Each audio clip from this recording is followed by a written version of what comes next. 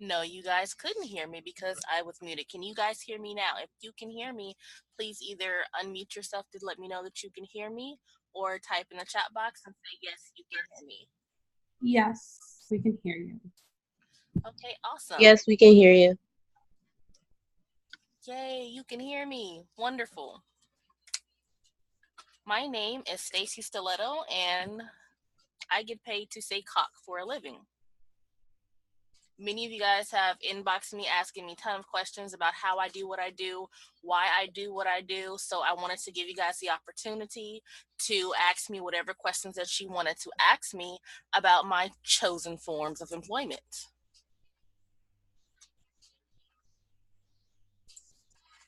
I am in the process of becoming a digital nomad. I want to travel the world and I don't want to work for nobody. So in order for me to be able to travel the world and live the life that I want to live, I need to be able to have jobs that will pay me a whole bunch of money and allow me to work when and where I see fit. So becoming a phone sex operator, as long as I have access to a phone, I can legit work anywhere. Being an ESL consultant, again, as long as I have access to the World Wide Web and a computer or a tablet, I can work anywhere. Being an erotic content creator, as long as I have a dope camera, I can work anywhere. Kimberly, can you not hear me? I know you typed in the chat box you can't hear anything. Can you hear me now?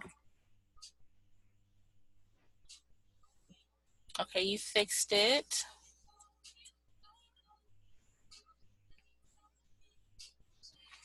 In order to do what I do, this is the tech that I need.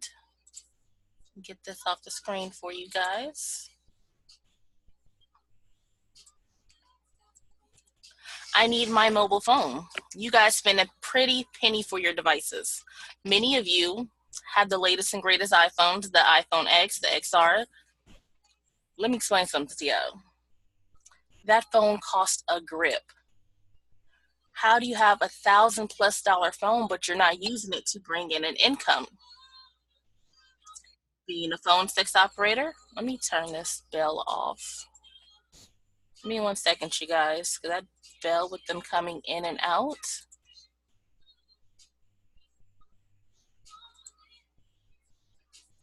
Close that. Okay, and I can't figure out how to turn the bell off.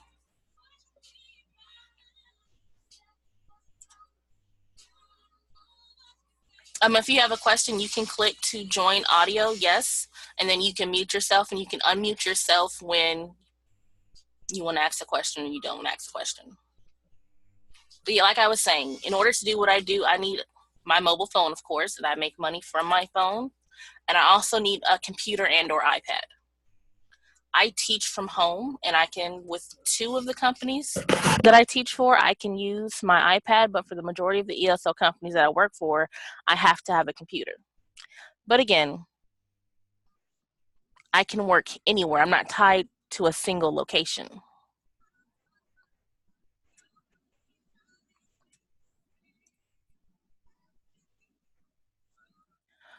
Here's the things that I do from home.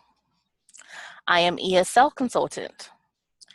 I help people practice their conversational English skills. I teach children from the ages of 3 till about 15, grammar, phonics, science, social studies, math.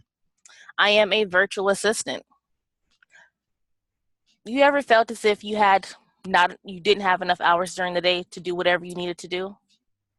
That's where I come in. I send emails, I answer phone calls, I design graphics, I create websites, and I'm also a virtual assistant for those in the erotic industry. Because again, there's not enough hours in the day. Okay, you guys are saying that you can't hear me. Can everybody hear me? Yes, I can. I can hear you as well. I'm good now. I fixed it. Okay, awesome. I'm glad you guys can hear me. And if you guys can't hear me, I will put this on YouTube later. And if you guys, like I said, if you guys have the password, which you guys do because you're here, and I thank you so much for registering, then you'll still be able to access this later. As a phone sex operator, I get paid $2.99 through $4.99 to say cock for a living. Being a phone sex operator literally means that I can work anywhere that I see fit, and I have. I work for a few companies, and I also, quote unquote, go rogue and do my own thing. But even working for the companies that I work for, I'm allowed to set my own schedules. I can charge my own rates. And if I want to take a month off of work, I don't have to call nobody and be like, I'm sick, I can't come in. As an erotic content creator, I'm basically my own boss. I choose the content that I want to sell. If you guys have seen me on social media, you guys seen that I sell pictures of my shoulders. I sell pictures of my feet. I've sold pictures of the backs of my knees and my elbows. And again, I don't have to punch nobody's clock to do it. As a panty seller, the same thing. Ladies, you all wear panties, or at least I know most of you used to, because I know some of y'all be freeballing out here in these streets, which is cool. Get paid to wear panties. You gotta, you quote unquote have to wear them anyway. You may as well make a pretty penny in the process. And I'm also a cam doll. You know, okay, technically I'm supposed to be on cam right now, but I have to teach a class literally directly after this live. But as a cam doll, you set your own rules. You do what you want to do. You know how most people go live on Facebook and the girls are just staring at the camera, vibing and listening to the music? You can do the same thing on other platforms and secure a bag in the process. That's one of the main reasons why I don't go live on Facebook as often as I used to, is because I found other platforms where I can make money going live.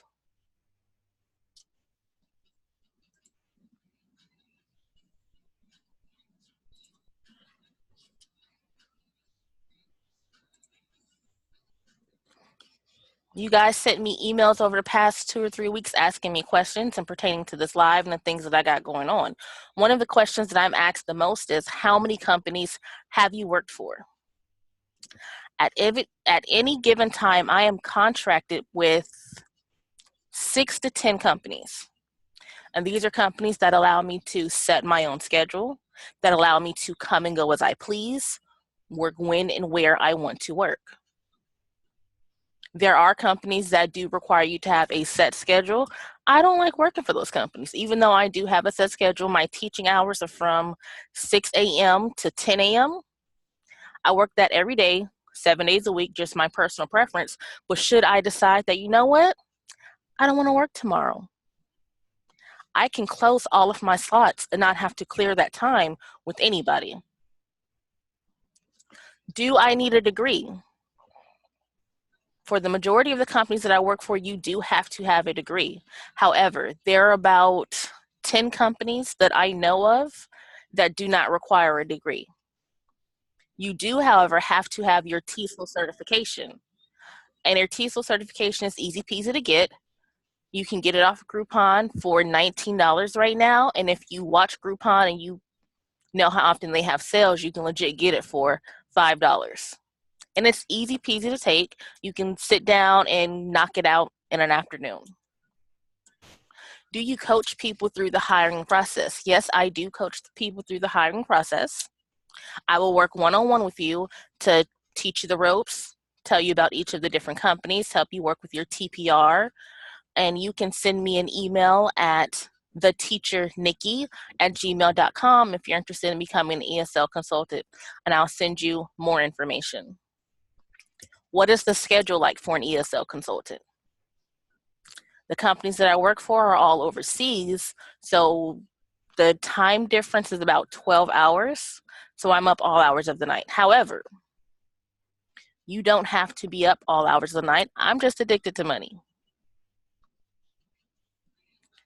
With me working with the various companies, I can legit work 24/7. There are companies out there that have classes 24/7, but again, some of those companies require a set schedule, and I ain't really with all of that. So if I have multiple companies, I can pick and choose when and where I want to work. I work for VIP Kid first thing in the morning. That is the bulk of my income. That is my 6 to 10. Every morning from 6 a.m. to 10 a.m., I'm with VIP Kid. And mid mornings, I do Cambly.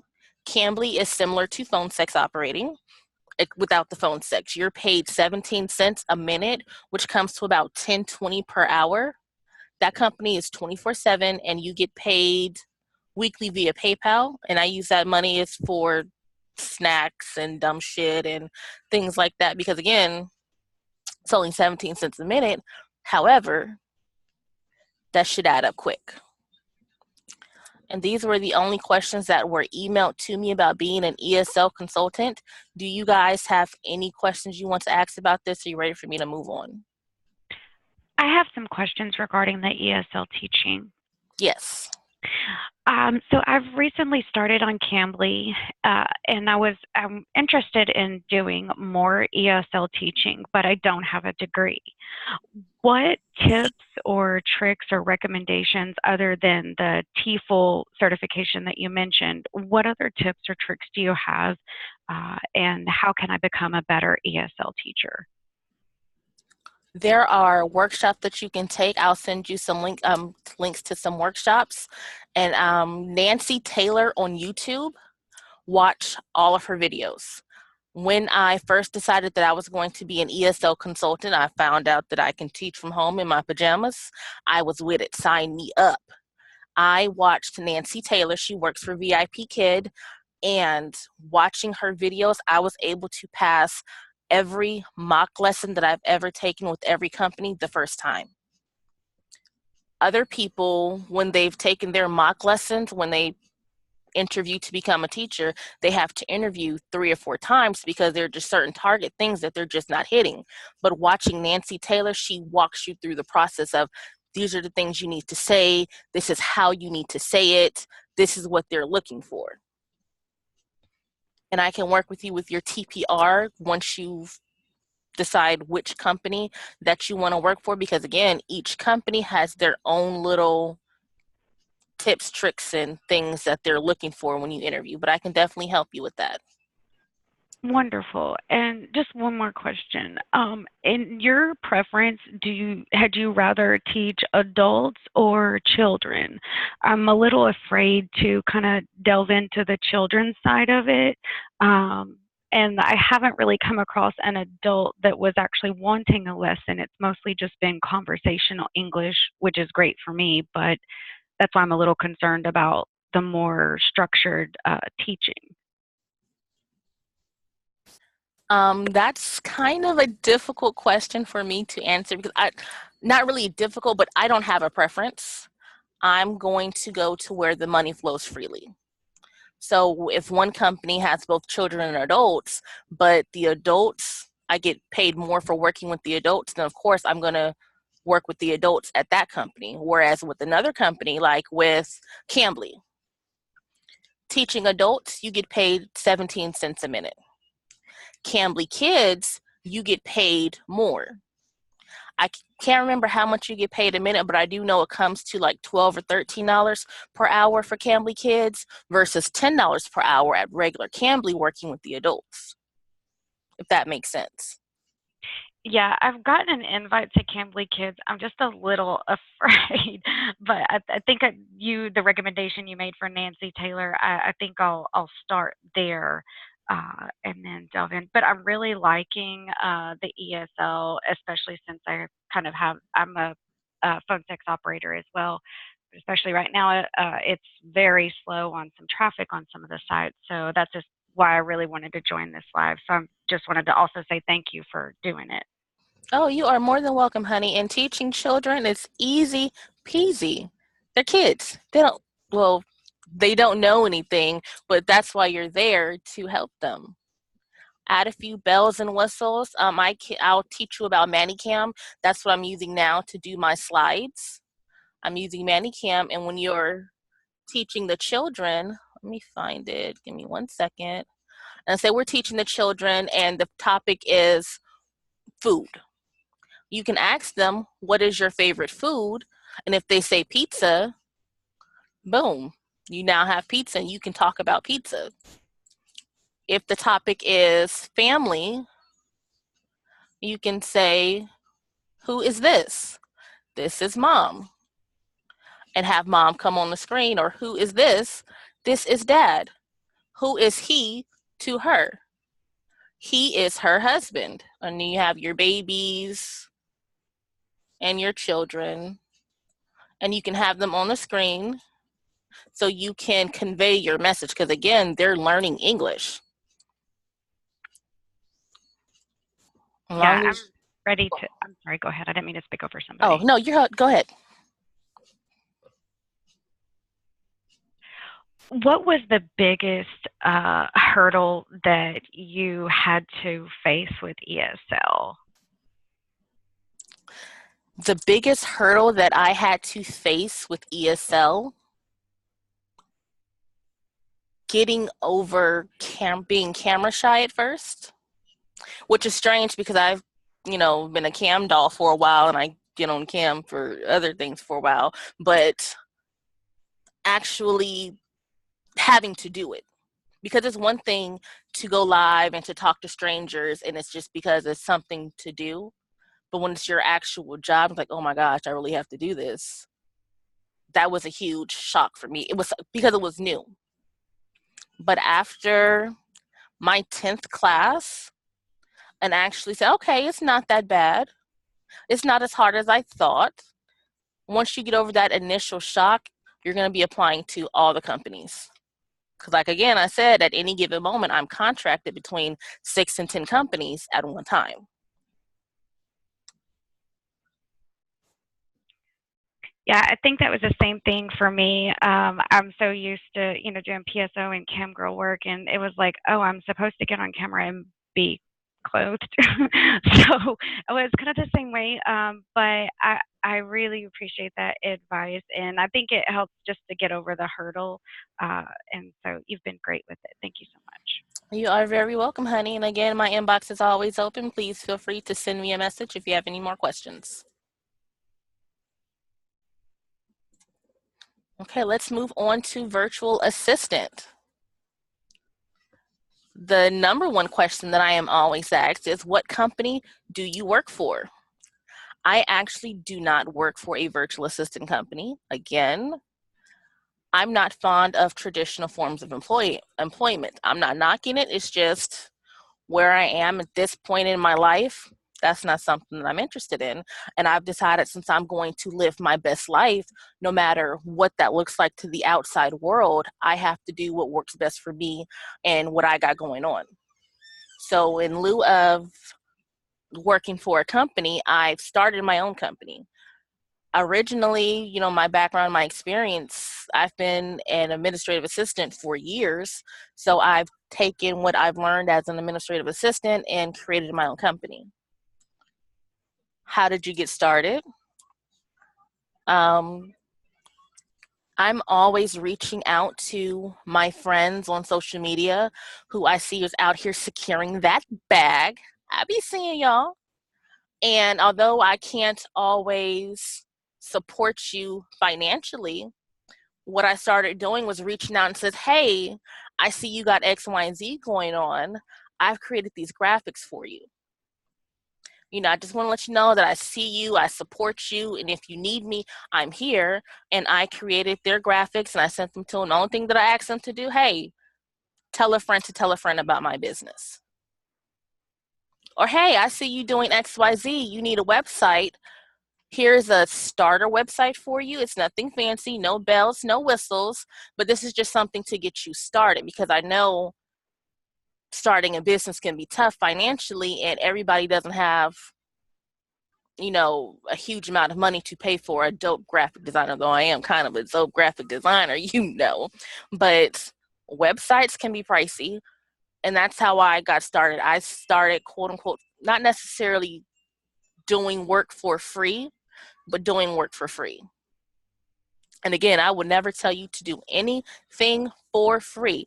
Stacie Stiletto does not endorse working for free under any circumstances. Do any of you have any questions about being a virtual assistant? I actually do.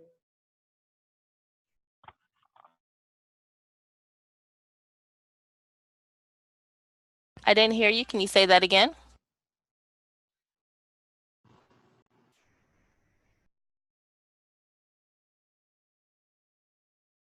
Okay, I guess not. So what is the name of my company? The name of my company is The Work Wifey. You can visit my website, theworkwifey.com. I'm also on Facebook as The Work Wifey. Please, if you feel so inclined to like my page and share my page. Bree, you have a question?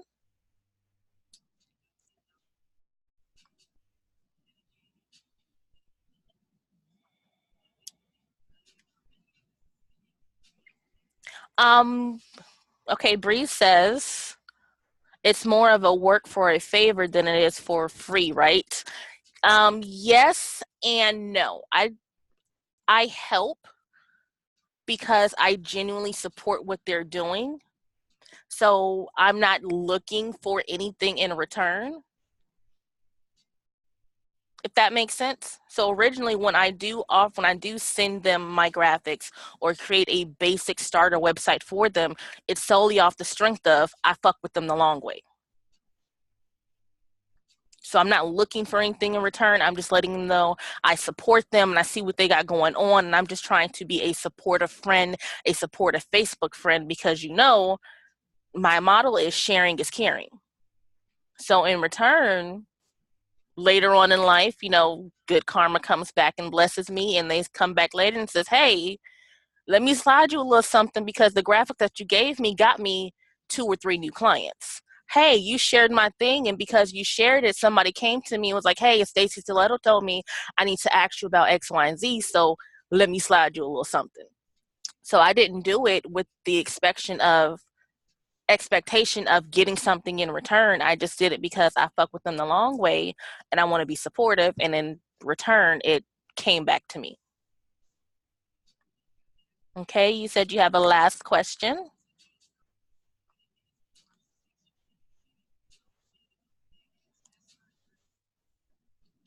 What advice can you give to those who have no experience in this area? I would love to get started but don't have the know-how yet, but very techy. No experience. I want you to look up the Virtual Savvy, SAVVY. She's on Facebook. She's on YouTube. She is an amazing, amazing, really dope virtual assistant. And I think she still has her training program on, but I'm not sure how much it costs right now. But I know she was doing enrollments last week or the week before. I will share it on Facebook after this live. And her website is thevirtualsavvy.com, SAVVY. I have a question in regards to how do you choose your virtual assistant niche? I have been in customer service for years, and also many years ago was a front office assistant, and feel like I have lots of skills to be offered, but I don't know where to go to advertise or where to go to look for those jobs. Okay.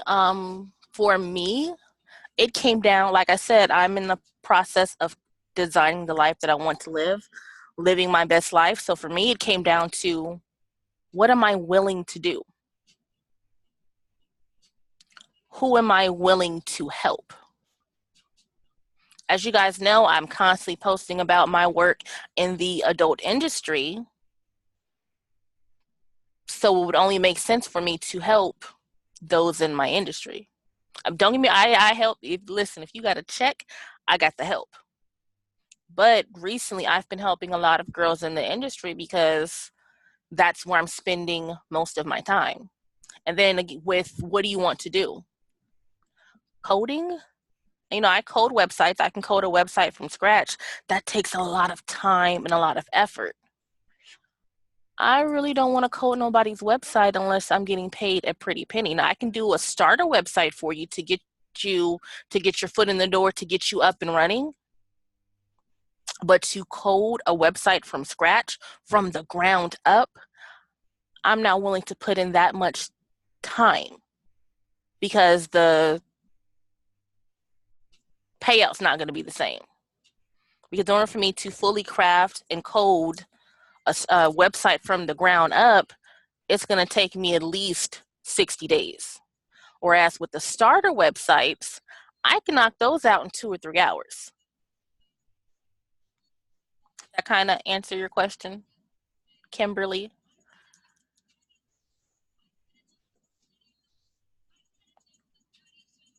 And Chinky asks, are you hiring contractors for the work wifey?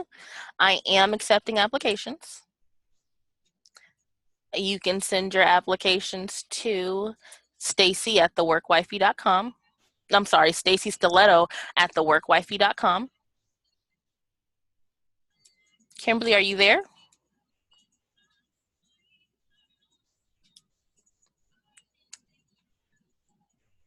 I don't think Kimberly is here. So we're going to go on to phone sex operator. Somebody need to mute. Is somebody muted? Okay. Phone sex operator. You guys know that I work from home as a phone sex operator. The questions that I am asked the most. Any advice for women with kids? Work when they're asleep, work when they're at school. I know summer is still in set. Well, most because kids have gone back to school already.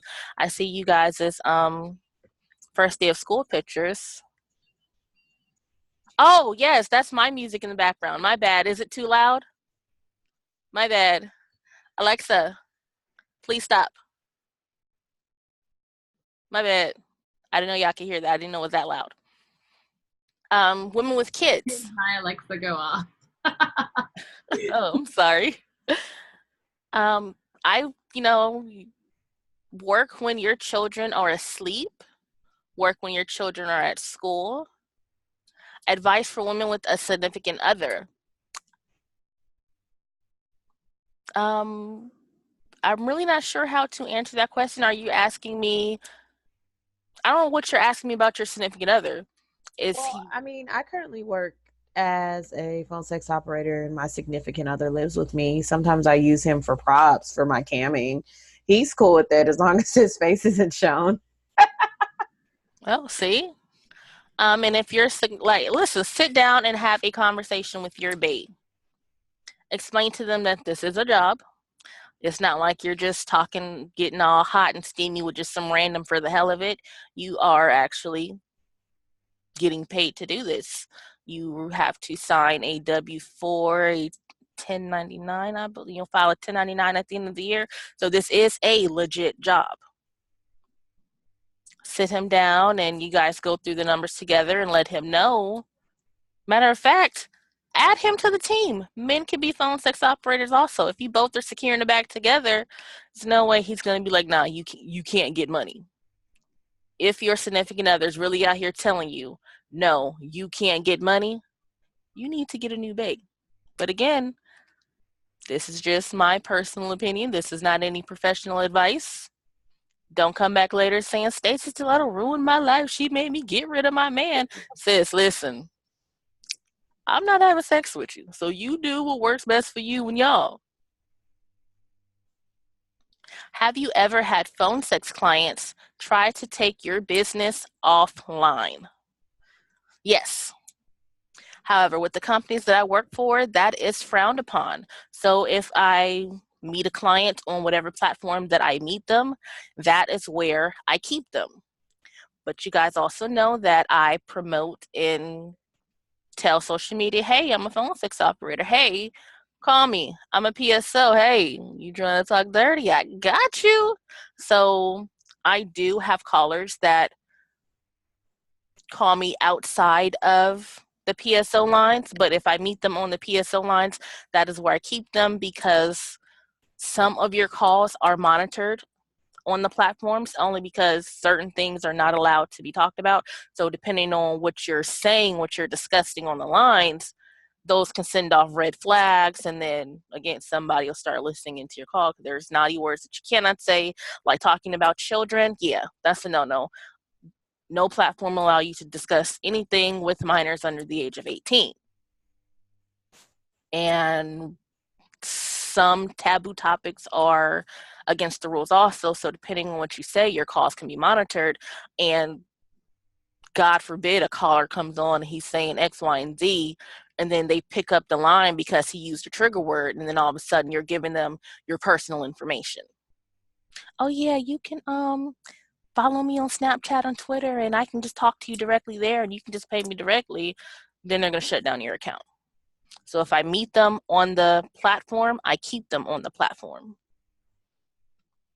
Best phone sex sites you suggest outside of Night Flirt and Talk to Me. You mentioned Gab calls. Are they paying regularly? Because there are lots of complaints about them doing so online.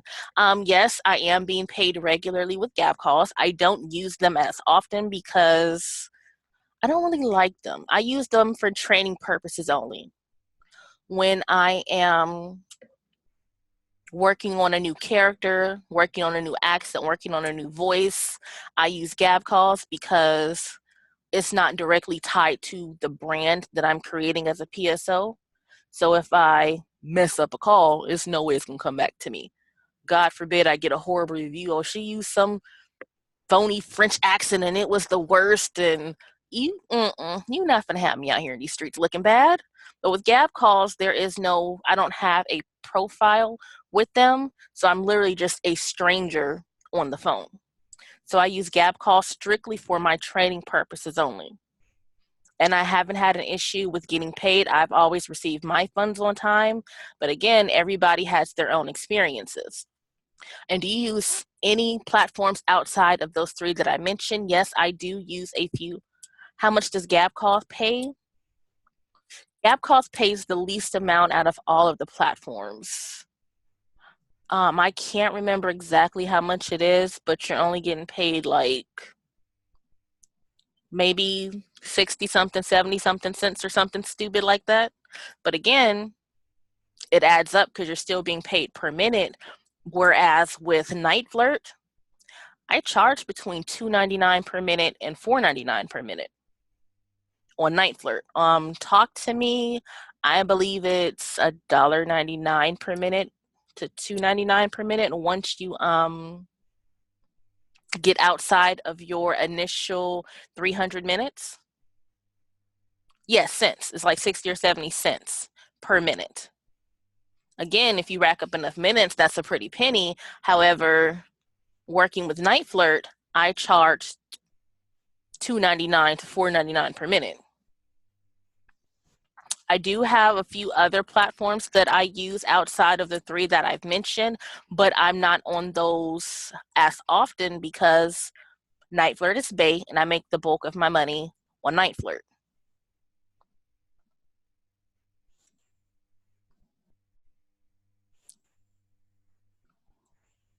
How do you get a client on Night Flirt?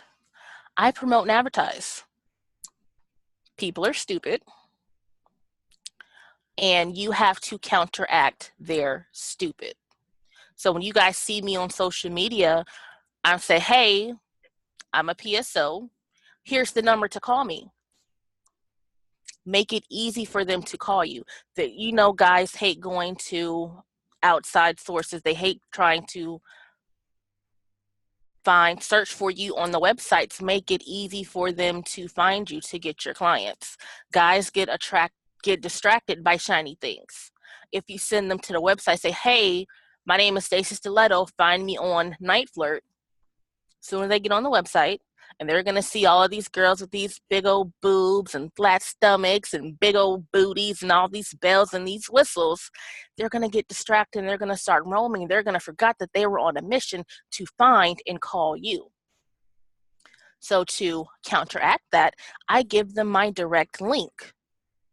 They just have to click the link, boom, I pop up.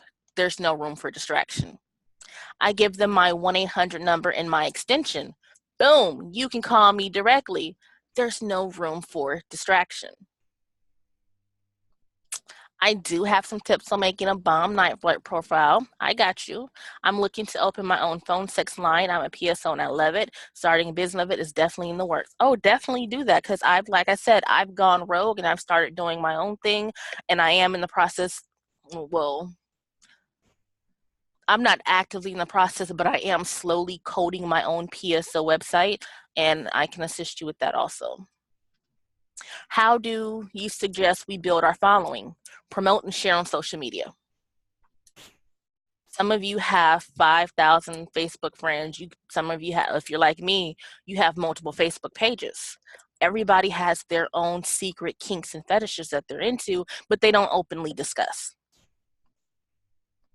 So what I do is I post and I say, hey, I'm a phone sex operator and I'm looking for a specific type of caller. If you're this type of caller, call me tonight between 10 p.m. and 3 a.m. And just because they do not comment, just because they do not like, or just because they don't share, doesn't mean they're not watching. Because again, think about what you search for on Pornhub. When it's you and your bae, when it's just you, when you're trying to get down and dirty, think about what you search for when you're searching for porn. I'm pretty sure whatever really puts you over the top, whatever gets your goat, nobody has a clue what that is. That's something, that you're going to take to your grave. Soon as you get finished watching whatever it is, you don't have to tell me. But as soon as you get through watching whatever it is, you clear your search history so nobody will ever know what you got going on. So I suggest you build your following using social media.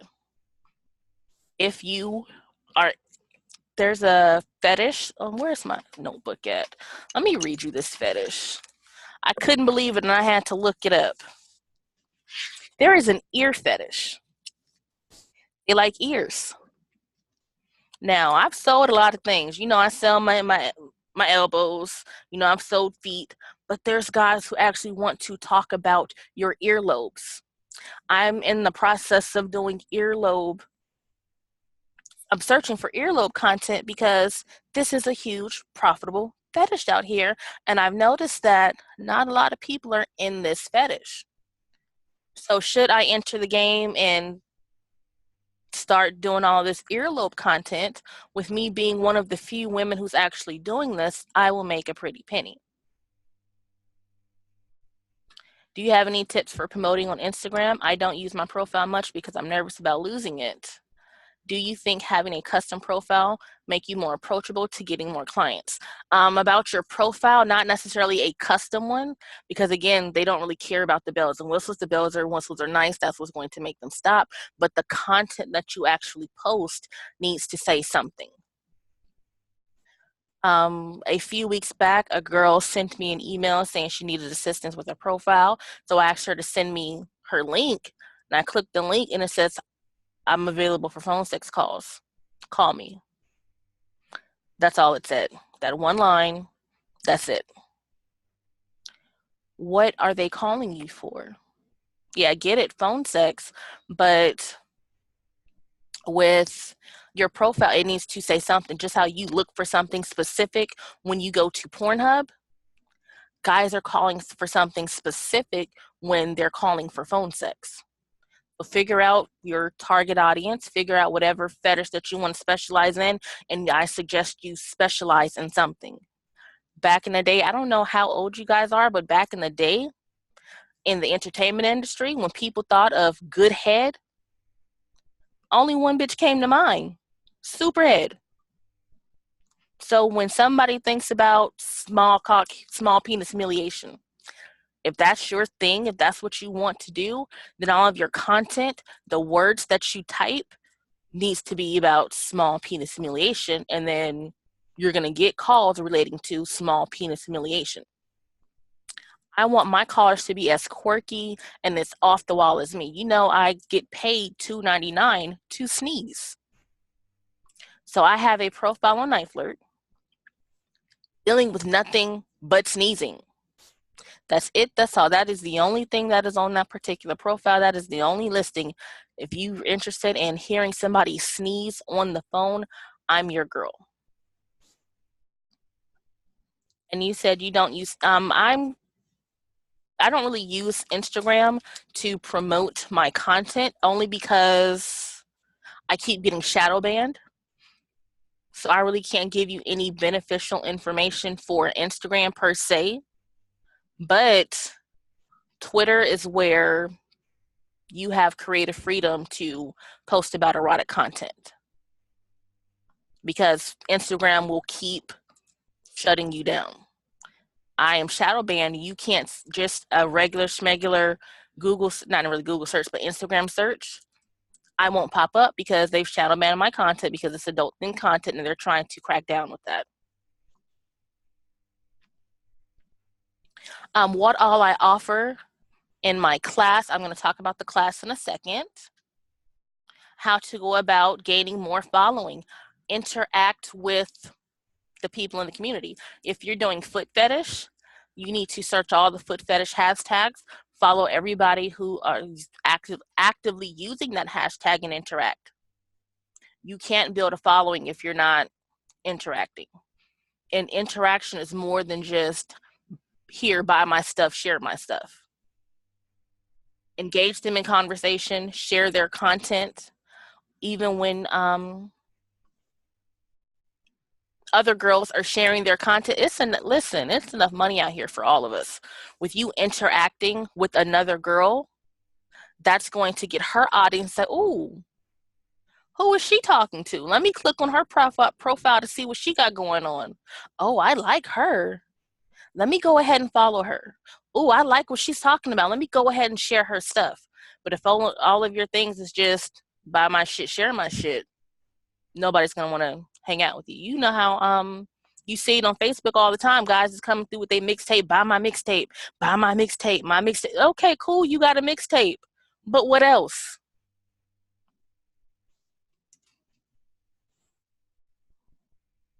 Let me see.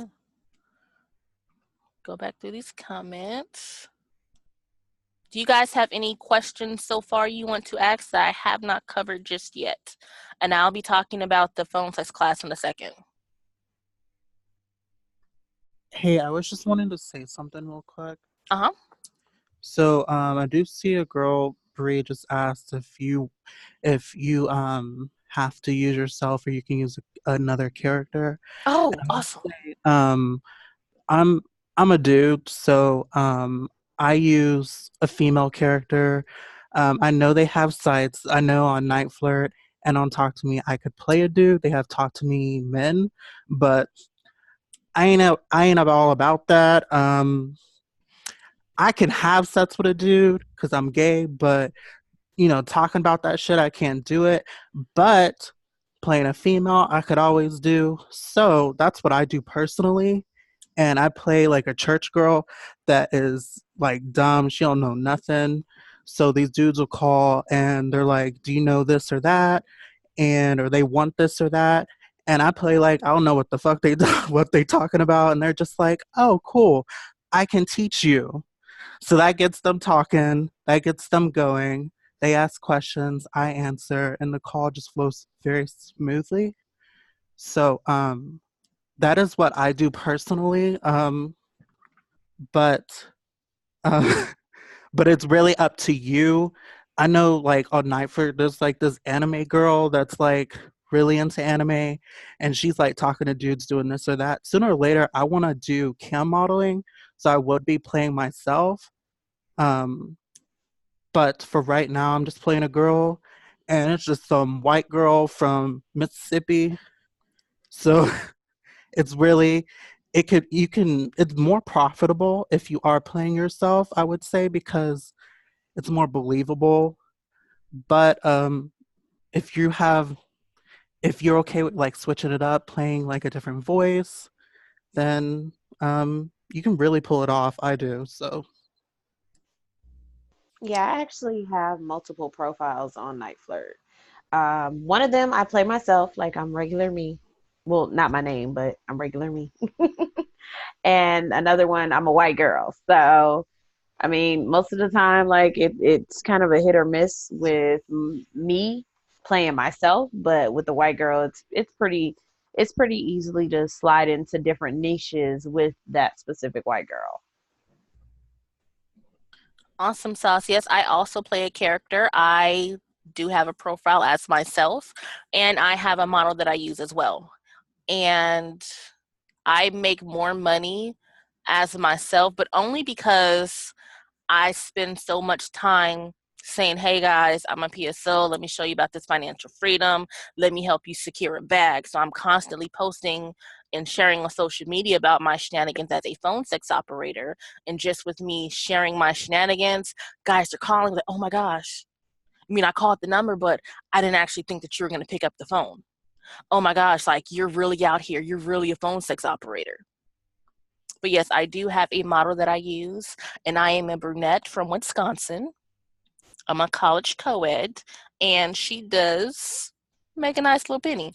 Should I start promoting her as hard as I promote myself, I know she'd make a killing. But again, with me constantly promoting and sharing on social media that, hey, I'm Stacie Stiletto and I get paid to say cock for a living, Stacie is making more shake than my model because I don't promote my model as much. However, if you want to remain anonymous and not use yourself at all, you do have that option.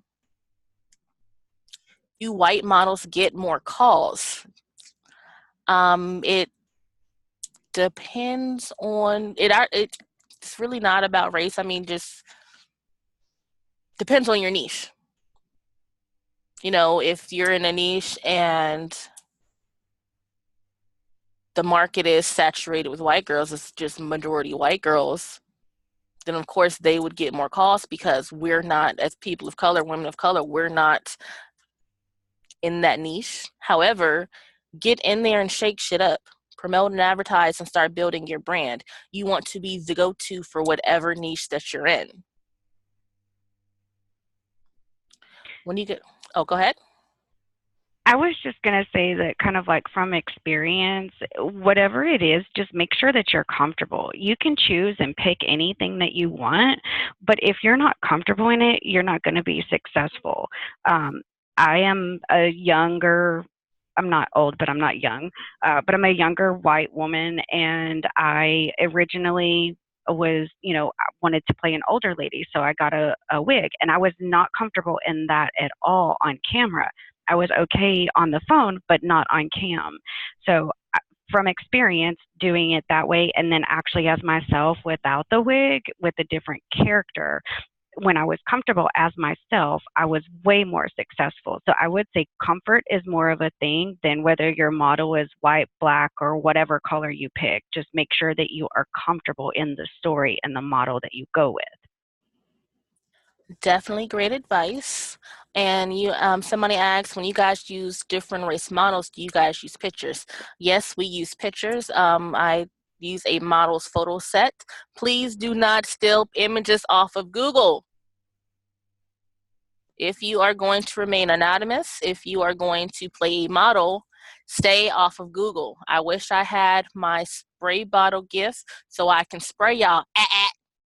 Don't steal pictures off of Google. You can get in major trouble for that. You don't know if those people are 18 and over when you steal images off of Google. I will email you guys if you're interested. I'll send you guys a link to the website where I go. Matter of fact, you can even go to Total Lip Service to purchase a model's photo sets and her, I think it's 2257 compliant something or another. You need paper, the registration paper saying at the time this photo was taken, this model was of legal age. And stealing images off of Google, you don't get that. I don't have the website in front of me right now, but I'll send you the link after this live is over. And I know many of you You're welcome, honey. I know I do assist with night flirt profiles and night flirt listings. In addition to me and what I got going on, Keena Renee, she also assists with night flirt profiles, erotic bios, dating profiles, and she's a one-stop shop for all things erotic. And she's available to assist you as well. And her prices start at $35, and she has discounts available when you purchase multiple products. Keena, are you in here, honey? Don't see her name. No, I don't think she's in here. But she's also on Facebook as Keena Renee. You can look her up on Facebook also. She is also an amazing phone sex operator. So please be sure to find her on Facebook. Her name is Keena Renee. Okay, that's the next slide. Can I mention someone else? Oh yeah, go ahead. There's another woman as well on Facebook named Markeisha Evans. Oh yes, she's supposed to be here. I do not see her name. It's spelled Markeysha Evans, Evans.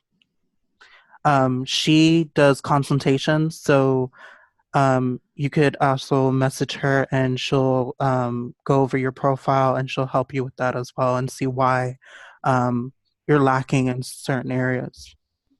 She's a sweetheart. I like her.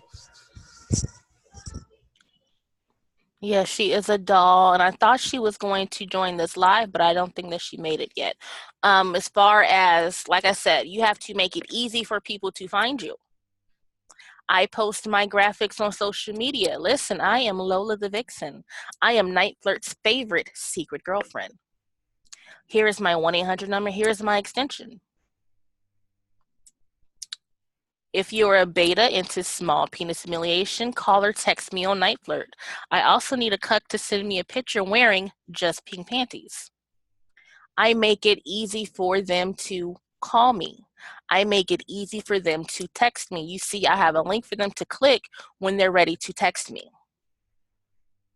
Because again, they get distracted by shiny things. And if you send them to a website with all of these amazing and wonderful, beautiful women, they're going to get distracted. My YouTube, my social media, my Facebook, my Instagram, my Twitter, Stacie Stiletto, one word. Like, again, I make it super easy for people to find me. Facebook, Stacie Stiletto. Instagram, Stacie Stiletto. Snapchat, Stacie Stiletto. Twitter, Stacie Stiletto. Tumblr, Stacie. Listen, if it's a platform out there, type in Stacie Stiletto. You have to brand yourself. When you Google me, I show up in Google. Make it. Go ahead. I was going to ask, so I've of course seen you with the Stacie Stiletto, but then you have Lola the Vixen. So is Stacie Stiletto kind of like your all around everything? This is what I do, and then you have like Nikki the Teacher, Lola the Vixen, and then just Stacie Stiletto is like your, I guess you'd call it your main. Look at you out here stalking a bae. I see you, honey.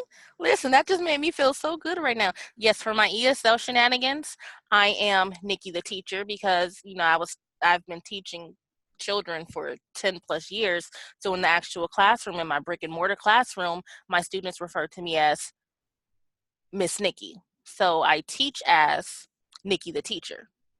So everything relating to what I got going on as a teacher is branded as Nikki the Teacher. That way you can find what you're looking for. Because again, everybody's not into the adult lifestyle. And I don't want you to have to search through Stacie's page and you're looking for teacher stuff. And then I got all of this kink stuff pop up. And with my kink stuff, you're coming here to see my PSO stuff. You're not really looking for my teaching stuff. So you have no interest in whatever Nikki the Teacher got going on. You want to know how to become a virtual assistant. You want to know how to do phone sex, how to be a cam doll, wherever else. You're not interested in my teaching stuff. So my content for teaching will be of no use to you. And my Lola the Vixen profile, that is for my clients because my clients want to interact with me on social media. They're there strictly for the filth. When they come to Lola's profile, they don't care about me teaching. They don't care about me doing virtual assistant work. They want to know what kinky stuff I got going on. So I separate, although I am one person, I separate each of my business entities. That way, whatever you're looking for, when you go to that page, that's what you're going to find. Because I hate when I go to somebody's page and they say they sell lashes, but then when I get to their page, I have to scroll through 37 posts before I see a single post dealing with anything with lashes. I got to see posts about you and your baby daddy fighting. I got to see posts of your kids on the first day of school. Don't get me wrong, your kids be real cute. However, when I come to your page, I'm looking for the specific content that I'm looking for. That's why I separate each of my identities. So I kind of had a question about that also. How dangerous do you think it is, or maybe I shouldn't use the word dangerous, but how dangerous do you think it is to use the same alias for teaching and phone sex?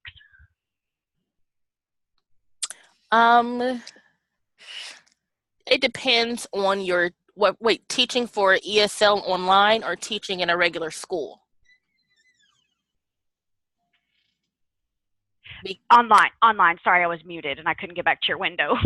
Okay, if you're teaching online, it's fine.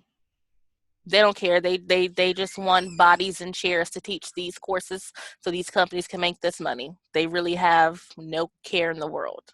But if you're teaching at a regular schmegular brick and mortar school, a traditional school, you have to check your contract for the morality clause, because there's certain things that you can't do as a brick and mortar teacher, even though you're off the clock and it's your own personal time.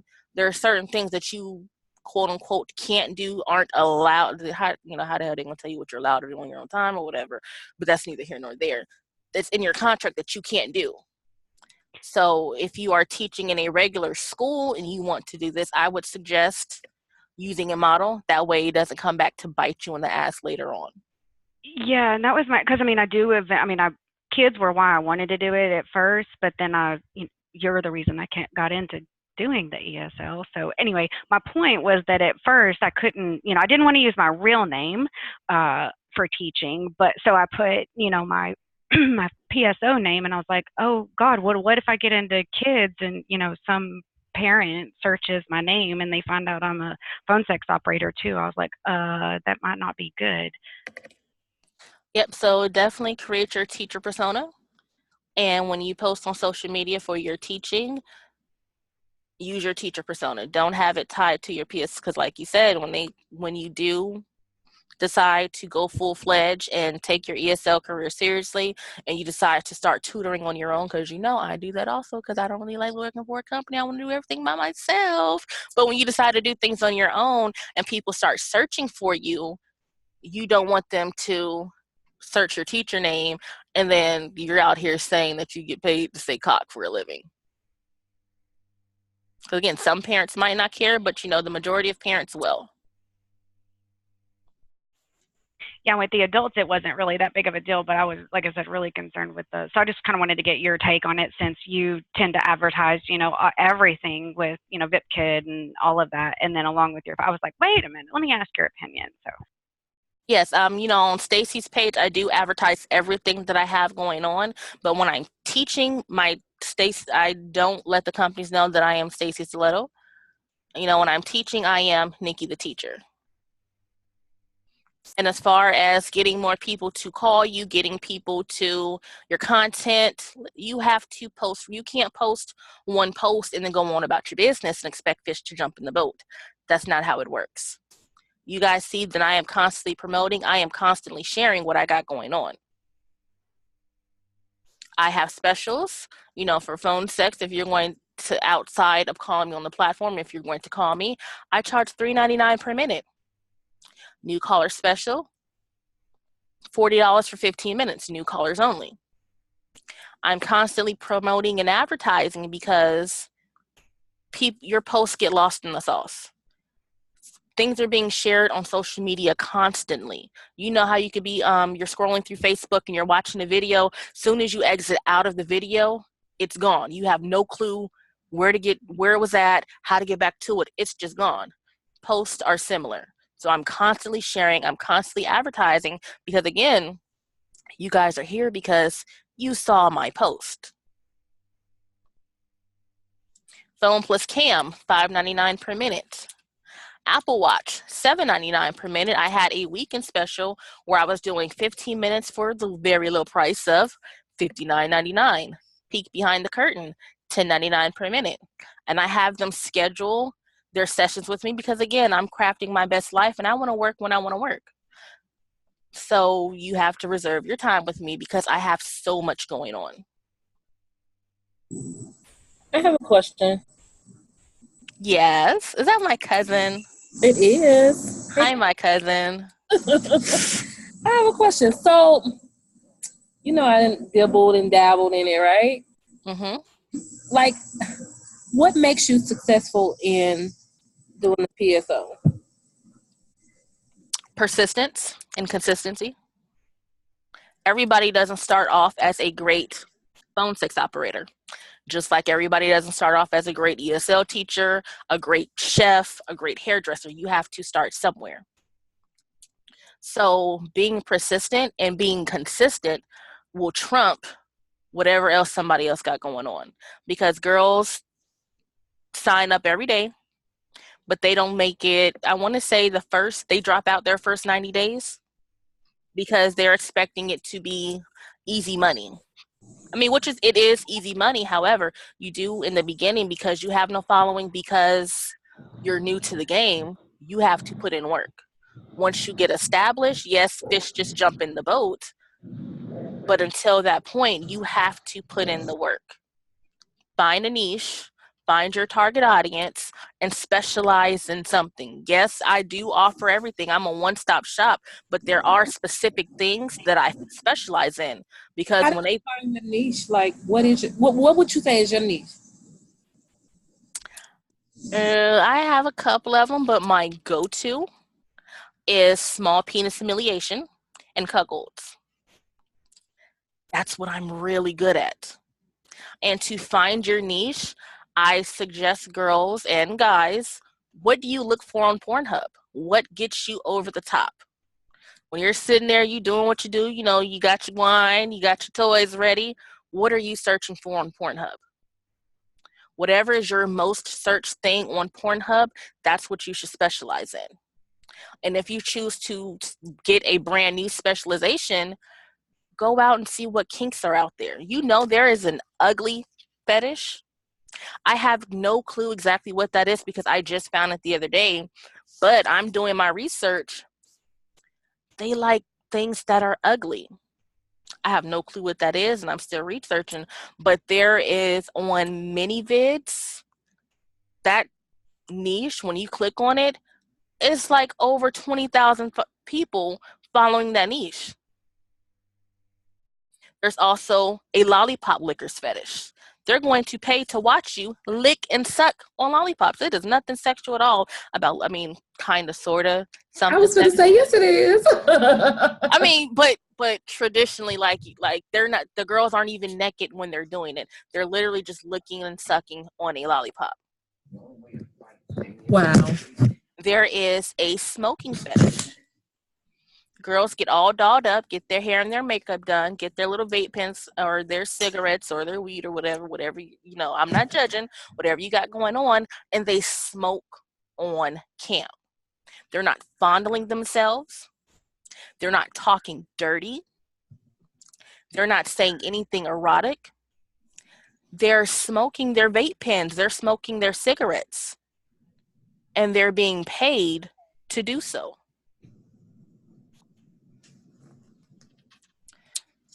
That's crazy.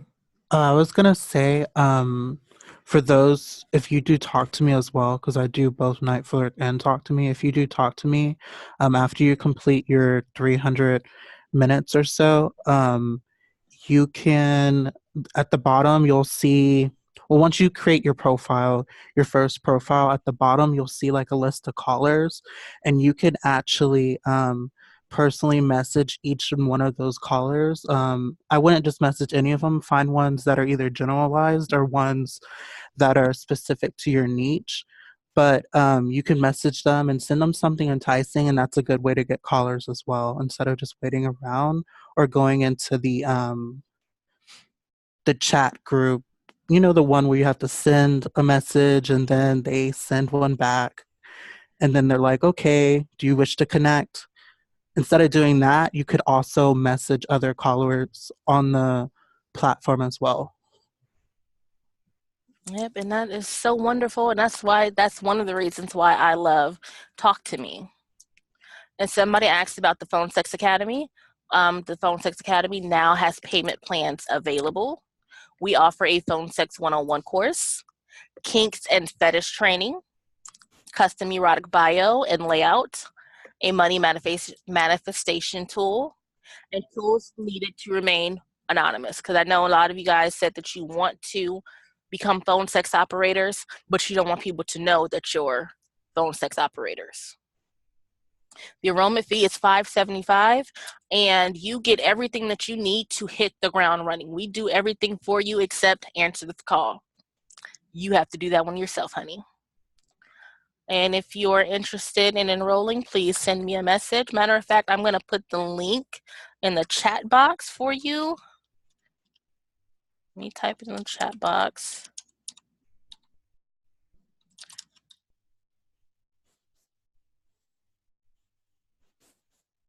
If I could, while you're typing that, Stacie, I wanted to say something to your cousin. You ask, how do I know what niche to get into? You can always try, and if you don't like that one, you can always change it. The thing is that you don't know until you actually start doing it. And this business is a constant turnover of the girls that are in it as well as the clients. Men disappear all the time, so you have to kind of remain relevant and stay in that game. And that's what Stacie's talking about with the consistency. Because I myself have been out there for 2 years, but I didn't plan ahead for this summer. And this summer has been extremely difficult for me because my clients are doing other things for the summer. So you have to remain consistent and keep all of your materials like fresh, because when those old guys go away, you've got to keep bringing in the new clientele. Okay. Hi, this is Marsha. I have a quick question. Yes, ma'am.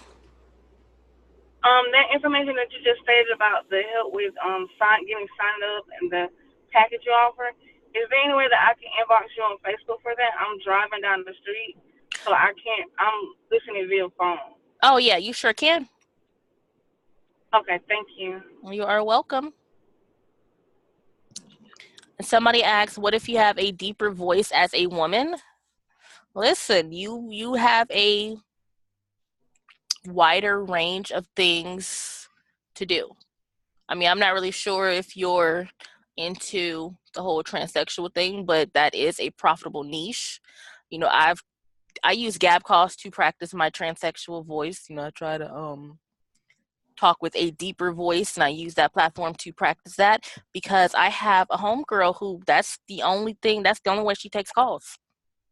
I mean, you don't necessarily have to do that, but I'd be seeing her checks. I'm like, we doing the same thing. You don't offer any other kinks, any other fetishes. That's the only thing that you got going on, but she is seriously securing the bag. But if you have a deeper voice and you just want to be a regular schmegular woman, you can do that as well. Because again, women's voices come in a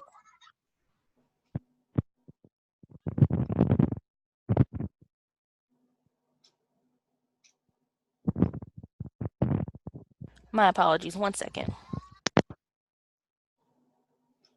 But yes, women's voices come in an array of sounds, and just because your voice is deeper doesn't prevent you from being a phone sex operator.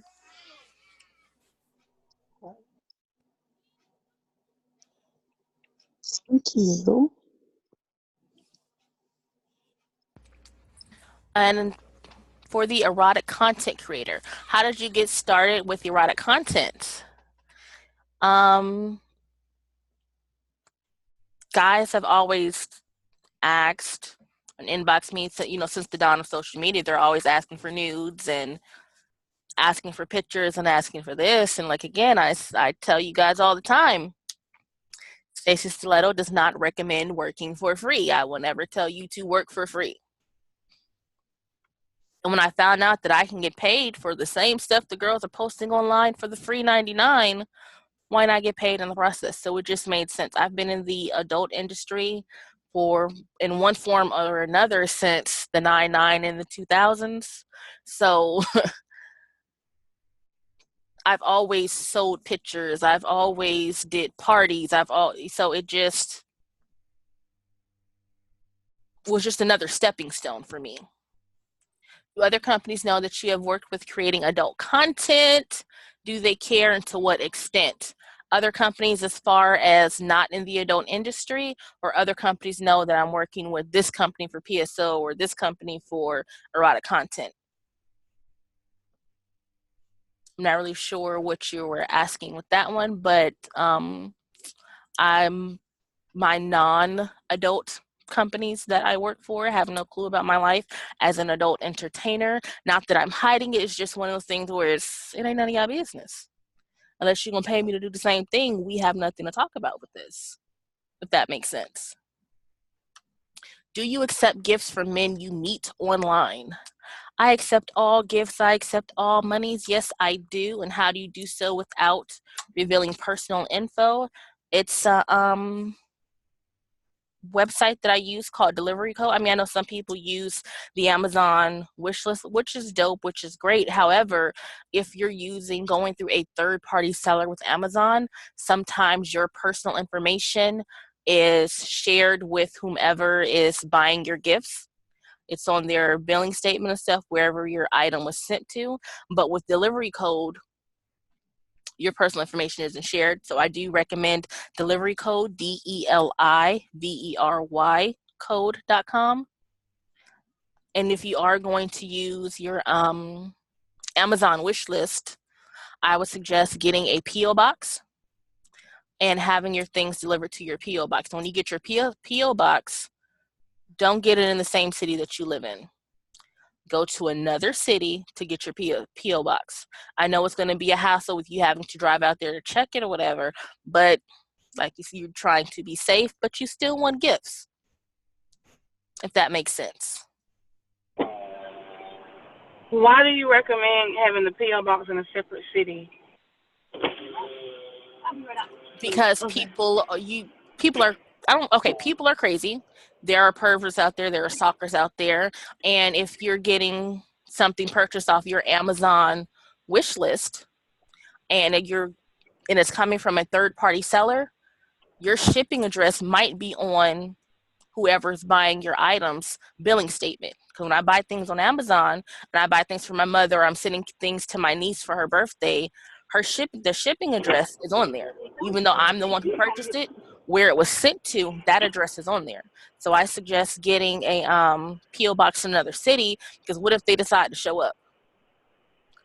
Now they're in your city, and let's say, they can't find you and they decide to stop at the gas station, stop at a grocery store, and you happen to be there with your kids.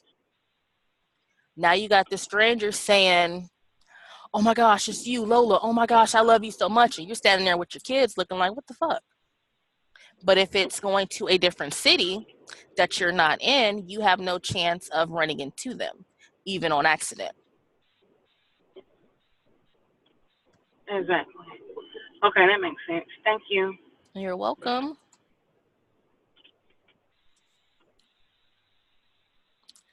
How can we reach a larger audience and increase our follower count? I've done social media pages, but I'm not getting a great response, and I haven't had anyone contact me to purchase anything from my Night Flirt page. You have to interact. You have to make it easy for people to contact you. Again, a lot of girls make one post. They'll post once a week. I had a girl send me her social media info so I can see what she had going on. She had 2 posts from this week. Prior to that, she hadn't posted anything since February. It's August. So nobody really knows that you're out there. Nobody knows you exist. You have to be consistent. You have to be persistent. Just because you share a post and it gets no likes, just because they didn't like it, doesn't mean they didn't see it. So interact, share your things, let them know, hey, you have content dropping. Ask your followers what they're into. Let them get an email set up, because my Just Pink Panties email that you guys, use to send in your questions, that's what I use exclusively for my erotic content. I let the guys know, hey, what would you like to see? I see you guys watching my video. I see you looking at my post, whatever. What would get your goat? What are you into? What content would you like to see me create? And how do we come up with consent forms and NDA agreements? Do you have extra copies? You can, it's LegalZoom, and it's someplace else where you can get generic copies of consent forms and NDA agreements. And what I suggest you do when you do this is go through and craft it to fit what you got going on. I can't give you a one size fits all, because you would have to use different things for whatever your niche is and your target audience is. But you can go to LegalZoom, and it's another website. When I get off this live, I'll go through my notes on the computer, and I'll send you the other links to the websites that I use for my consent forms and my NDA agreements. You guys have any questions about being an erotic content creator so far? I got a question. Yes, ma'am. So is it, just as a general question, like, is erotic, the content is basically the same thing as like a goodie bag on Nightflirt? Like if you're using a model, like if you have those photos, like how you might make goodie bags up, it's the same thing. It's just you're selling like single photos at whatever price you decide, right? Yes, erotic content, it depends solely on the individual. Erotic content can be pictures, erotic content can be videos, erotic content can be MP3s, just like your goodie bags on Nightflirt. As an erotic content creator, there are some girls who only sell erotic content, and that is it. That is all. They don't talk on the phone. They don't do cam. They just solely sell pictures. There are foot models who use the term erotic content, and the only thing that they sell is pictures of their feet. That is it. That is all. So it really depends on you as an erotic content creator. You're creating erotic content, whatever that means for you. But you're just advertising on social media. Yes. And selling to customers on social media. Yes. Now, do you ever use like the same content, like since you do play yourself on Nightflirt, do you use like those same pictures that you might sell as a goodie bag as, you know what I mean? Like, or do you just like only sell one picture? Like if you was taking elbow pics today, you just sold them, that's it. You wouldn't put them on Nightflirt as a goodie bag, or would you? I sure would. Okay. And again, with Nightflirt, you set your own prices, you set your own rates. Right. So yes, if I'm creating content, I am selling that content whoever and wherever I can do so at. I'm putting it on OnlyFans, I'm putting it on ManyVids, I'm putting it on Twitter, I'm putting it on Instagram, I'm putting it on Tumblr. Well, before Tumblr, shut down their whole erotic side. But yes, I will repurpose and resell that content. Even if somebody comes to me and say, hey, I want to see you dressed up as the Burger King man, and I want to watch you twerk as the Burger King man. Listen, I get some weird requests, and the weird requests be my favorites. But yes, I had to dress up like the Burger King man, and I pre-sold that content. He specifically requested me to dress up like the Burger King man and twerk on video. He paid a pretty penny for that. And then I turned around and I sold that content elsewhere. If I am creating content, I reserve the right to resell that content at a later date and time, should I see fit. Right.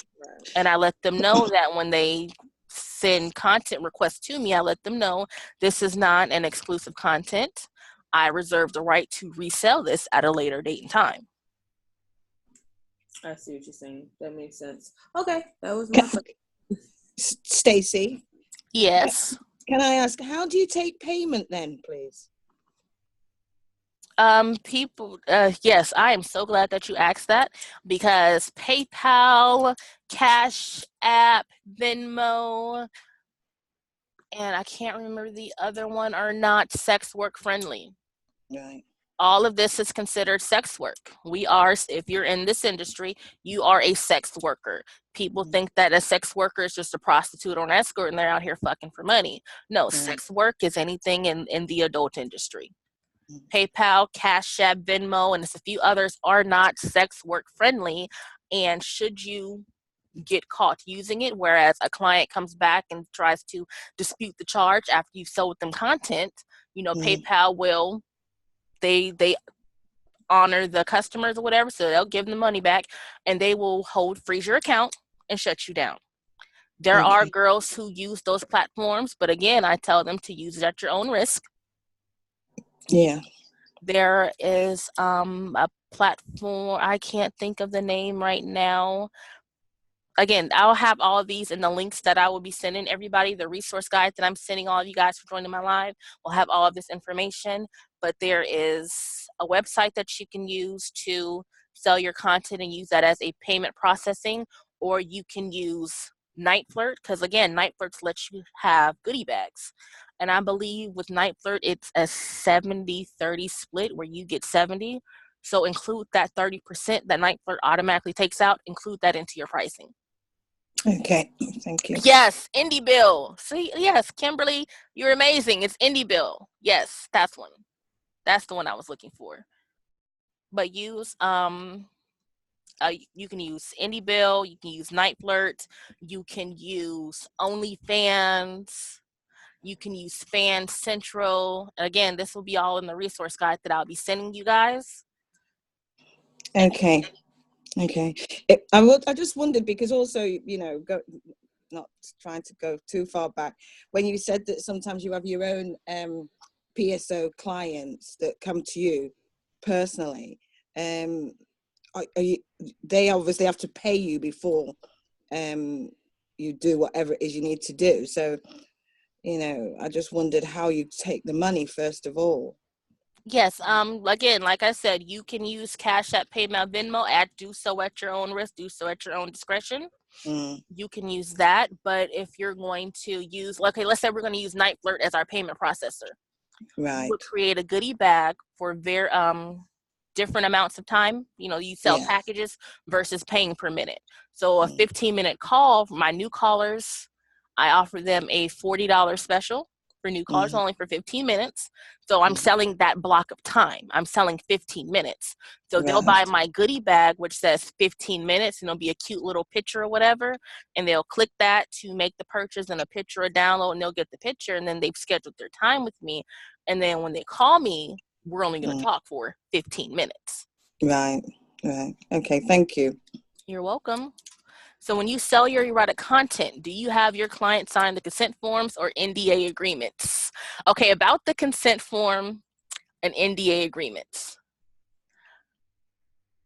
This originally popped up when I made a post not too long ago about how I was on a date with this guy, with this total hottie, and we're on a date and we're kicking it, we're having a good time, and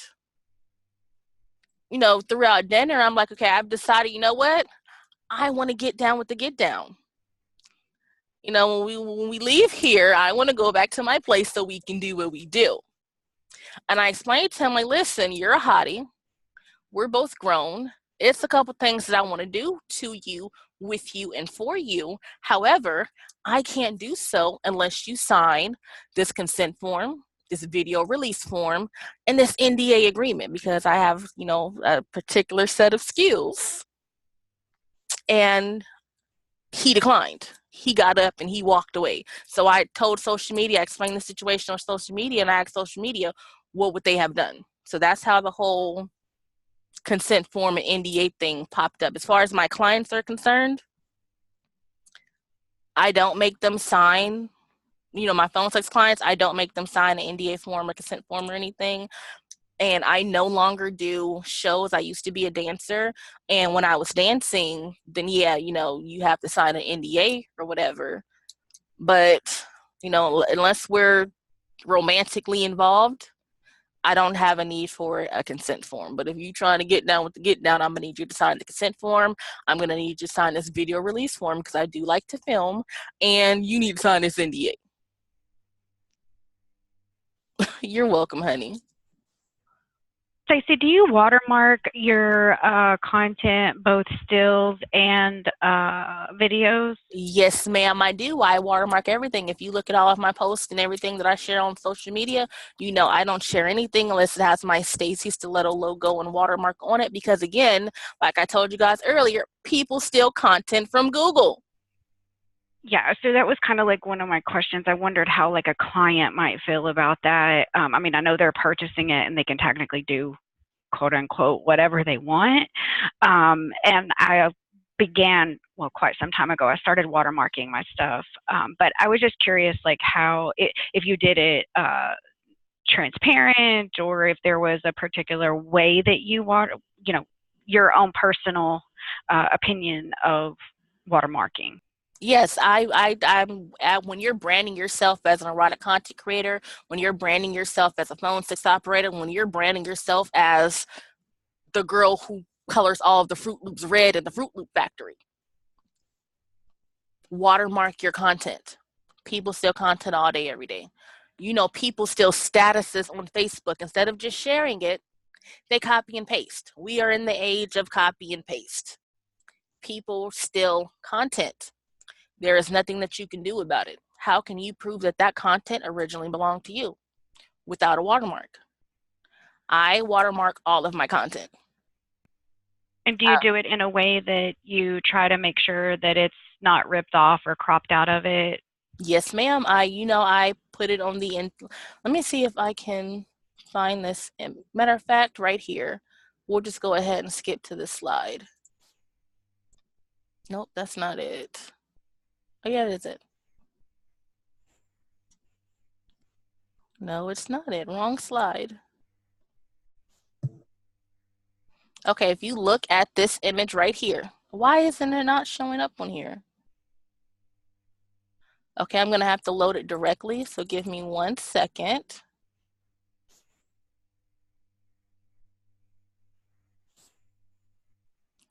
Let me see if I can upload this file directly so you can see it, so you can see how I watermark my content. I thought it might be a little difficult, but I was like, well, I can ask and then if you could show, you could, but if not, that was one of my, I'm not that big of a cam or PSO model by any means, but I have had somebody else steal my content, and it was watermarked. And so that's why that particular question came up.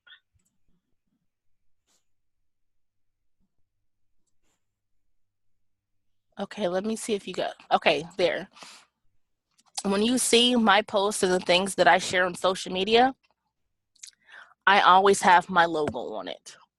Because again, people steal content. People will try to screenshot it and then take the little pen tool and scratch it out so they can't see what it is. But there is no way that you can steal this and white out my logo. I mean, if you have Photoshop and you're fancy with the Photoshop, okay, cool. But just regular people who's looking to steal content, there is no way that you can take a screenshot of this and steal it and claim that it's yours. What service are you using for your watermarking? For my watermark, I've had my logo since 2012, 2013. A wonderful designer named Crystal Forbes designed my logo, and it's transparent. So I can put it on whatever I want, and then I just play with the opacity to make it darker, make it lighter, or whatever I need it to do. And when I'm using my mobile device, I'm using the app called PixArt, PICSART, and I use that to with the picture-in-picture function, and I put my logo on top of the picture. I resize it so it covers the whole thing like you're seeing right now, and then I just slide the slider to make it lighter or darker. But again, PicMonkey works as well. yes, PicMonkey works also. And again, all this will be in the resource guide that you guys will be getting after this live.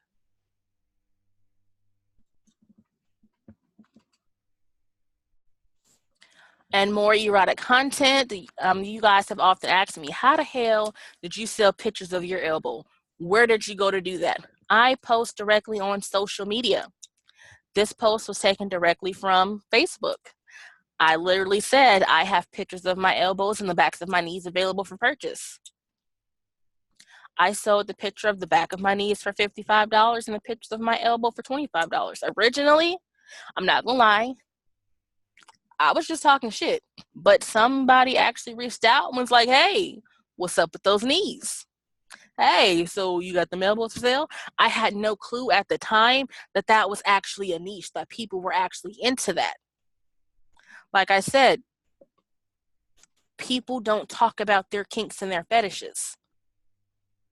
Let the people know that you have content. Had I never posted about it, I could have never known that it was an actual thing. Just try it out and see what works for you. You may not be able to sell pictures of your elbow. However, you may be able to sell pictures of your, what is that thing? Your Achilles tendon, your Achilles heel. That may work for you versus the elbow thing. You have any questions about erotic content so far? Like I said, at this point, I'm just selling shit. This is literally posting on Facebook. It's officially the weekend. I have a 2-for-1 special going on right now. I got shoulder pics and earlobe pics available. I still have pictures of my elbows and backs of my knees available for purchase as well.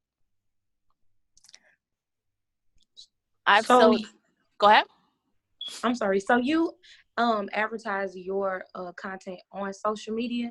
Is there actually a platform outside of social media? Yes, there is OnlyFans, there's ManyVids, there's Dollar Feet, there is a whole array of platforms that you can use, you can promote, and you can advertise on. And I'm also on those platforms as well, but social media is my cash cow. And again, going through social media, I get all of my money, whereas the other companies will take a cut. Which is, they're hosting your content and they're providing traffic, whatever, so it makes sense. But doing it via social media, I get to keep 100% of my funds. So yes, I originally started off on all of the other platforms that you guys are going to get in the research guide that I'm giving you, but eventually I branched out and I started doing my own thing. But I do work for the platforms and I do freestyle and do my own thing. You could also promote on Reddit, and there is platforms like Craigslist. You have to be careful at Craigslist because you can get your stuff flagged, but there's other platforms similar to Craigslist that have been made that do allow NSFW type of content.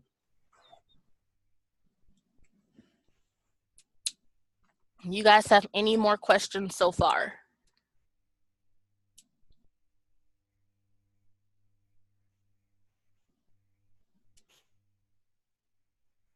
Okay, if you guys don't have any more questions, we're going to move right along to the panty selling.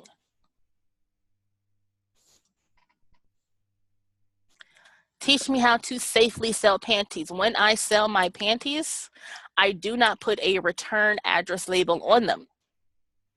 I only put the buyer's address on there.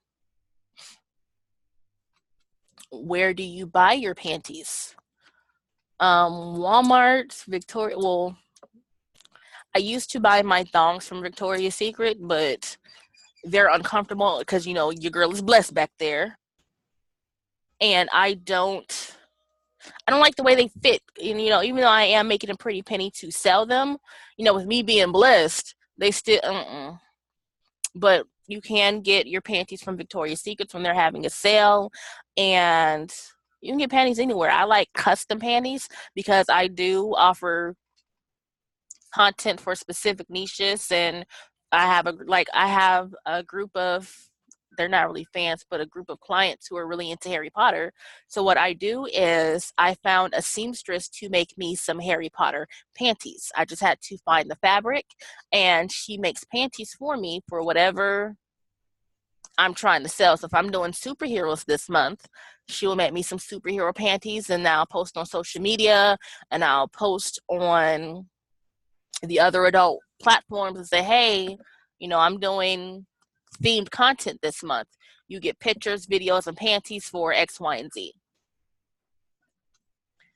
And do they buy plus size panties? Yes, ma'am, they do. I promise you they do. You know your girl over here is super thick. And my panties sell like hotcakes. You can use a panty website, Panty Deal. Let me pull up this list. Give me 1 second.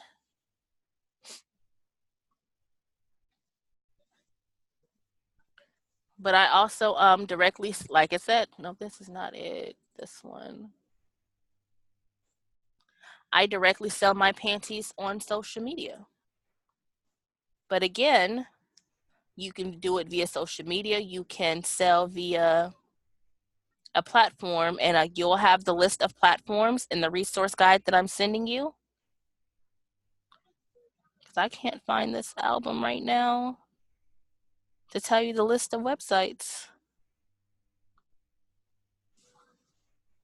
You guys have any questions about panties while I find this list? Of course, there are panty niches, weird ones, longer wear, etc. Do you have tips or tricks for those types of customers that may want, like, I'm not wearing my panties for a week. I may if I got paid enough for them, but I've heard different girls kind of bring up stuff like that. Yes, they do pay for longer wear. To purchase, you start off, my base price for a pair is $50. Each additional day goes up $30. And after the second day, just put on a panty liner and go on about your business. They're not going to know. And that way, even though you're still, quote unquote, wearing them, you're not really wearing them, if that makes sense. Yeah, I would be in eventually to kind of worry about like my personal health, like that's just kind of, but that's why I said, I was wondering how the pricing portion of it worked, I guess was. Yeah, you charge per day. You charge per day for each additional day. And the websites, and again, you guys are going to get all this information in the resource guide. Panty Deal, Sophia Gray, Sniffer, My Used Panty Store, Scented Pansy, Panty Trust, Panties Bid. You can use social media. You can use Craigslist. You can use the Facebook Market, or you can create your own website. And all those will be in the resource guide you're sending. Yes, ma'am. Thank you. You're welcome. So I have a friend who has like really heavy periods. So a dude was asking for one with like period stains, and I just got some from her and just ended up selling them. Yeah, they will, some guys will request that also. And because, it has your DNA, and I'm kind of leery of, having my DNA just, it's already bad enough that, I'm wet and I'm selling these panties and that's my DNA. But with my blood from my cycle, I would suggest charging a premium for that, because again, that is 100% you.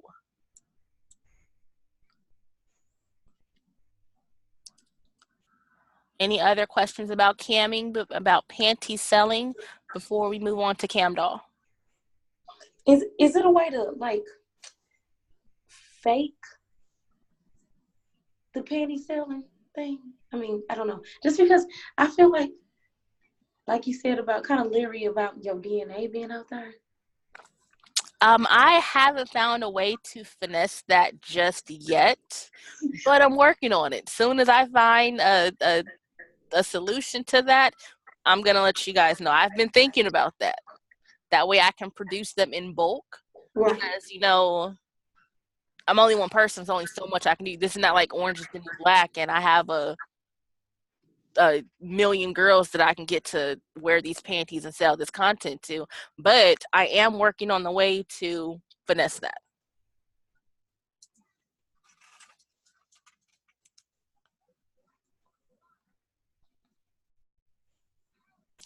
Now let's talk about being a cam doll.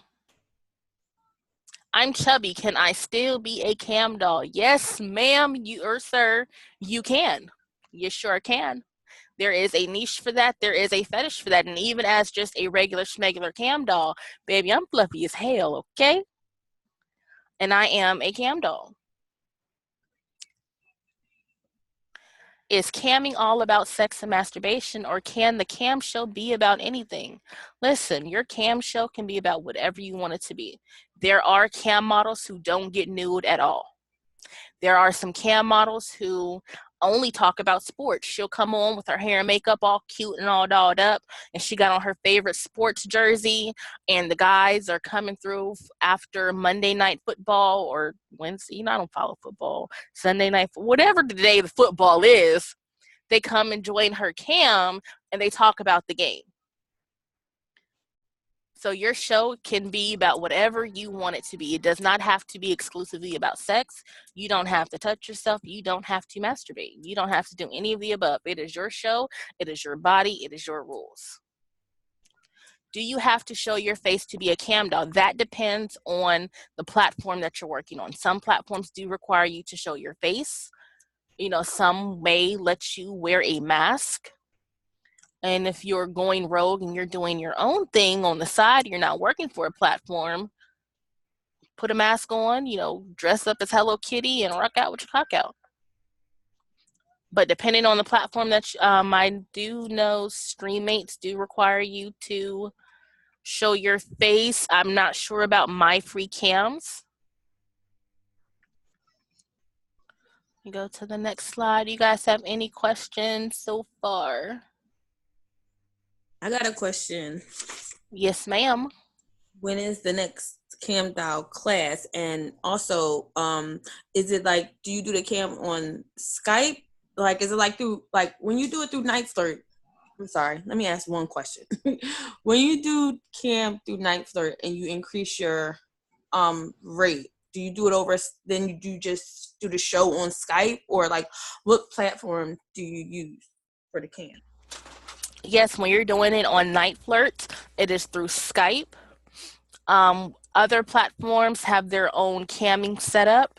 When you're doing it on your own, you can use Zoom like we're doing now, because, you know, if I wasn't sitting here looking like somebody mama getting ready to teach, then I'd be on cam or whatever. But you can use Zoom. You can use whatever platform of your choice. Skype is really popular because everybody named mama got Skype. Everybody know how to use Skype because Skype has been around since camming became a thing. I know, what is it? Uvu used to be a thing, and Tango used to be a thing, and I know some girls use Facebook Messenger, some girls use Snapchat because you can cam with Snapchat. Oh, wow. Okay, and that's all going to be in the resource guide. Yes, ma'am. All right. Thank you. Oh, yes, and Discord is real popular too. And you also mentioned the cam doll class. I don't teach the cam doll training class. Tori Wolf, she is a 5-feet squirter. You can search for her on Pornhub. She squirts 5 feet. She is a cam doll, and she hosts a cam doll class. The next class is August 17th. The first 10 girls to sign up will get the class for $19.99. You also get the Wolfpack starter kit. You get a phone tripod. You get a full body lingerie stocking, a Money Shot Entertainment shirt. As an erotic content trainer, Tori will focus on the empowerment and sexual freedom of women, all while making money from the safety and comfort of their own home. Oh, you looked her up and questioning your sexuality. Listen. She's the truth. Angela, you have a question?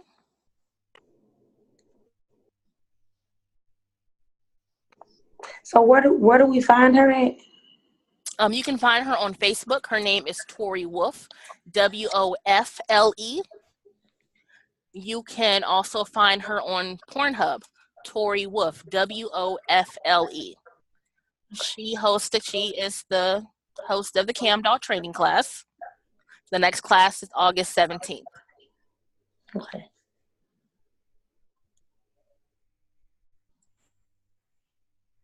You guys have any more questions about camming?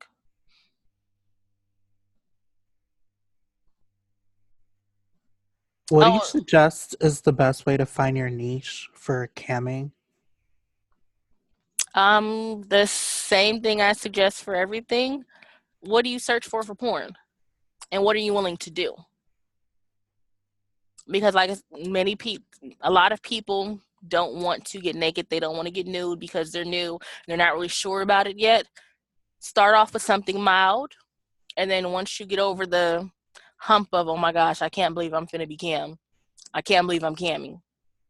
Then you can venture out and explore new things.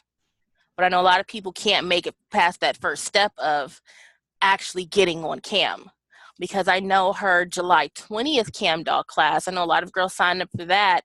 And in her support group, there's the same thing keeps popping up. They're saying that, they haven't cammed yet. And we keep asking them, okay, well, why haven't you cammed yet? When is your first cam session? Let me know so I can support and promote your content on my social media pages so I can come through and show my support and put a couple dollars in your pocket.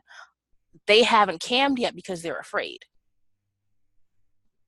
Once you get over that hump of, oh my gosh, I'm a cam doll, I'm actually on cam, then it'll be easier for you to explore different niches. And then you just try it out. If it's not what you thought it was going to be, then try something else. No, you're not tied to a specific niche. Oh, yes, and guys do love new people. And as a cam model, it is suggested that you be consistent, have a schedule. I know in the beginning with you being new, you really don't have a set schedule just yet. But in order to be profitable in this particular industry, you have to be consistent. Think of camming as your own TV show. Back in the day, what was Friday nights? TGIF? Every Friday night, I was home from 8 p.m. to 9 p.m. so I can catch my favorite shows. You want to be their favorite show. You want them to schedule their life around your schedule. So let's say you're going to cam on Tuesdays. Tuesdays is cam day. From 5 p.m. to 8 p.m., you're going to be on cam. Guys will rearrange everything that they got going on because they know you are only here on Tuesdays. You want to be their favorite show. Be their favorite show. And again, starting off, it's a lot of trial and error because you're new, you're inexperienced, you don't know yet. Once you get through your first show, you realize it's not as difficult as you made it out to be. And it's actually really fun. You guys have any questions about being a cam doll? Okay. So I know with Night Flirt, they have to schedule a time to be on cam with you. So as far as that goes, you would just promote normally like you would your phone sets line. You would just promote your cam line separately then? Yes, you would. And you will let them know what time that you're doing cam sessions. Okay. Because I don't cam daily. I only cam on not really request, but you have to pay a pretty penny to see me on cam.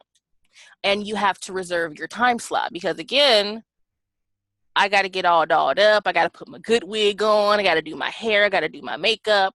I don't just cam just to cam. It's a whole process for me. So if you want to see me on cam, you need to make it worth my time. So you're going to pay a pretty penny. And you have to reserve your slot. That way I can properly prepare. There are some girls who literally roll out of bed and get on cam. They don't do their hair. They don't do their makeup. Their lashes is falling off. And they just hop on cam. I'm not going to hop on cam like that. You know, it's cool. I'm not shaming them. I'm not speaking bad on them. You know, that's just how they operate their business and what they got going on. I don't operate like that. I want all the bells and whistles. It's going to be an experience when you cam with me. Anything that you do with me will be an experience, especially since you're paying and I charge a pretty penny. You're not going to pay a pretty penny for some basic stuff that you can just get anywhere. Who would do that? Again, I'm not shaming them, but if you're charging a pretty penny, take pride and effort in your work. You guys have any more questions?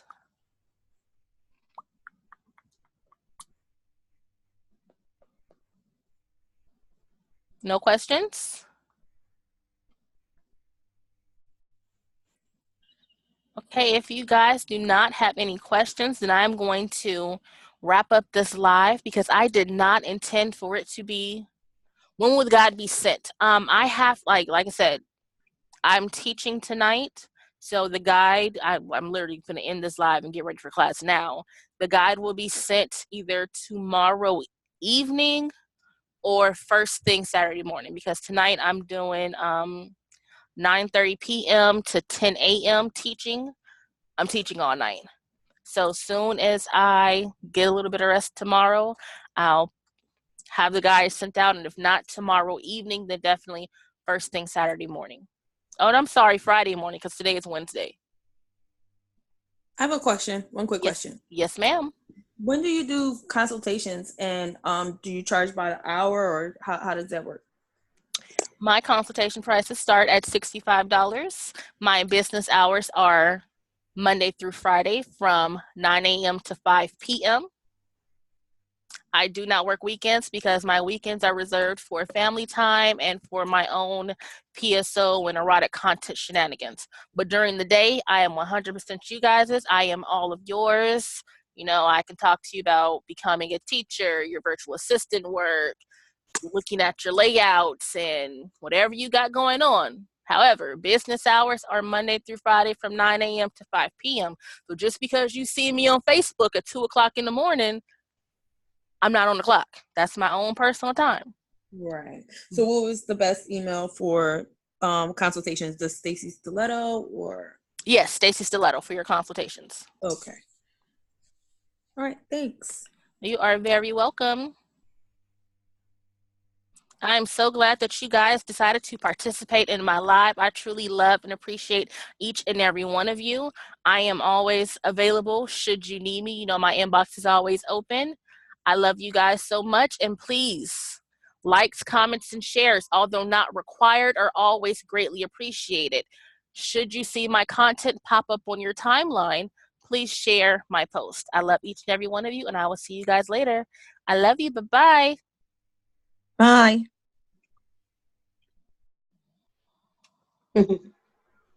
Thanks.